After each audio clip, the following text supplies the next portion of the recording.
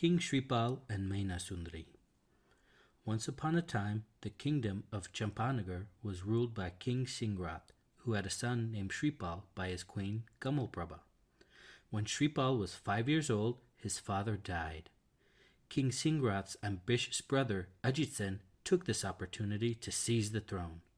In order to make his position as king secure, he was keen to get rid of Shripal. When Kamalprabha became aware of Ajitsen's vicious plan, she fled from Champanagar with her son. Learning about her escape, Ajitsen sent his trusted soldiers to pursue her. As the soldiers got close, she did not know how to save her son. She saw a group of lepers, and in desperation she asked them to take her son into their custody. They warned her about the risk of her son contracting the disease of leprosy from them. However, she had no choice if she wanted to save her son, so she entrusted her son to them. Shripal grew up to be very bold and handsome. The people of the leper colony became very fond of him and took great care of Shripal. Ultimately, Shripal contracted leprosy. When he became a youth, the people made him their leader and named him Umar Rana. Under his leadership, the group traveled from place to place and one day arrived at the city of Ujjaini, the capital of the Malwa region. King Prajapal was ruling there. He and Queen Rupsundari had two intelligent and beautiful daughters, Surusundari and Mayana Sundari.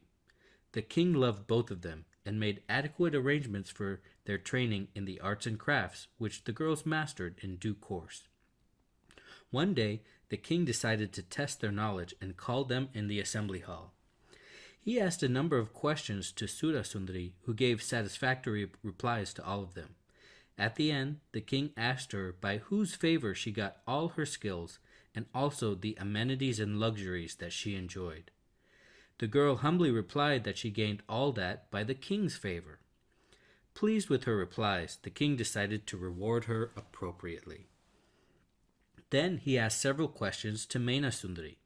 She too gave satisfactory replies to all his questions. At the end, the king asked her the same question that he had asked Surasundari. He had expected Mayana to give an identical reply and thus please him. However, Mayana had total faith in the religious philosophy she had studied at length. She firmly believed that everything that she had received had been the result of her karma. She must have earned good karma in the past that resulted in the happy situations that she was undergoing. If she did not have that karma to her credit, no one could bestow happiness on her. She therefore replied, "O Father, the great king, with due respect to you and all the comfort that you provide, I am only here because of my meritorious punya karma. Everyone gets whatever is written in his or her destiny due to his or her karma. You cannot give or take away anything." Everything that she had received had been the result of her karma. She must have earned good karma in the past that resulted in the happy situations that she was undergoing. If she did not have that karma to her credit, no one could bestow happiness on her. The king was exasperated to hear the unexpected reply. He repeatedly asked her to consider how she could have obtained anything without his generosity. Mayana replied that everything, right from her being born as his daughter up to her present situation, could occur solely as a consequence of her good or bad karmas, and no one could have made any difference. The king grew angry with her unexpected persistence. He could not believe that the girl could have received anything without his favor, and did not agree that everything happens according to one's own karma. He therefore decided to teach her a lesson, and asked his men to find the ugliest man in Ujjaini. The men spotted Umar Rana and brought him to the court. In utter disdain, the king instantly got Mayana married to Umar. He gave them some basic things and a small house and asked Mayana to undergo the result of her karma. Rupsundari was very unhappy at the sudden turn of events in her daughter's life, but she could not speak against her husband's will. On the other hand, the king looked for a suitable match for Sursundari in appreciation of her replies and had her married to Prince Aridman of Shankpuri. Mayana was deeply religious. She accepted Shripal in the guise of Umar as her husband and took care of him. She went to temples and heard the sermons of monks along with him. One day, Mayana Sundari and her husband went to see Acharya Munichandra and talked to him about their problems and his leprosy disease.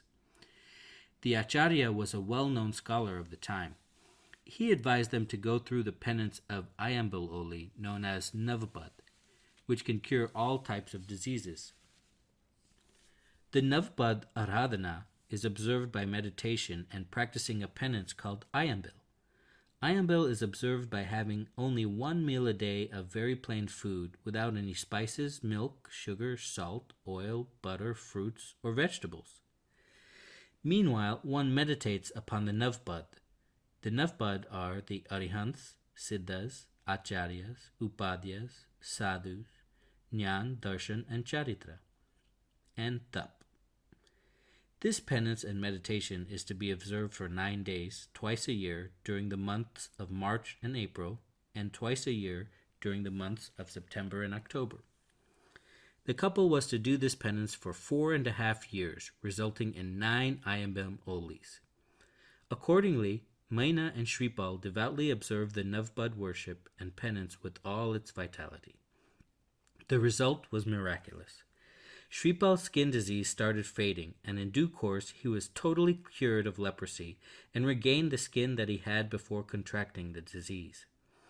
Now he looked like the handsome prince that he had been. Mayana was very happy with this result and thanked her karma for that change too. Since the change was apparently brought about by the devotion to the Navbad and practicing the penance, both of them continued to observe it. Once, while they were at a temple, Queen Rupsundari saw them. She was shocked to see that her daughter was with a handsome man instead of the leper to whom she was married. Mayana understood her anxiety and explained in detail everything that had happened. Rupsundari was extremely pleased to hear that. She told the king that Mayana's persistence about the theory of karma had been proven right. The king now realized the truth. Deep in his heart, he used to curse himself for bringing misery into his lovely daughter's life. Now he became happy and invited his daughter and son-in-law to stay with him in the palace. Shripal's real identity was revealed to all, and by fortunate coincidence, his mother arrived at the palace and stayed with them. Once there was a royal procession in which Shripal was seated on an elephant along with the king. During the procession, someone pointed a finger at Shripal and asked a relative who he was. The man replied that he was the king's son-in-law. Shripal heard that and became sad that he was being identified by his relationship with his father-in-law.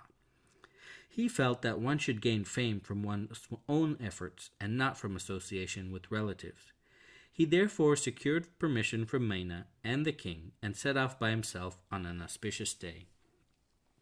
He traveled far and wide, visited many places, and boldly faced the adversities that he encountered. During that period, he did not forsake his devotion to Navbad. Consequently, he successfully survived all the ordeals. As was the custom at that time, he married many girls and amassed great wealth and many followers. Eventually, equipped with that, he came back and camped outside Ujjaini. His army was so large that it virtually surrounded the city. King Prajapal initially thought that some enemy had come with a large force to conquer Ujjaini. When he came to the camp, he was greatly pleased to recognize his son-in-law. Shripal then entered the city, where he was given a hero's welcome. His mother and Mayana were anxiously awaiting his arrival and were very happy to see him. Shripal happily spent some time with Mayana, who was dearest to him. Then he decided to regain his original kingdom of Champanagar. He sent a message to his uncle Ajit Sen to leave the throne that he had seized. Ajit Sen was, however, too proud to give it up. Therefore, Shripal invaded Champanagar with his vast army. Ajit Sen put up a tough fight. However, his army was no match for Shripal's.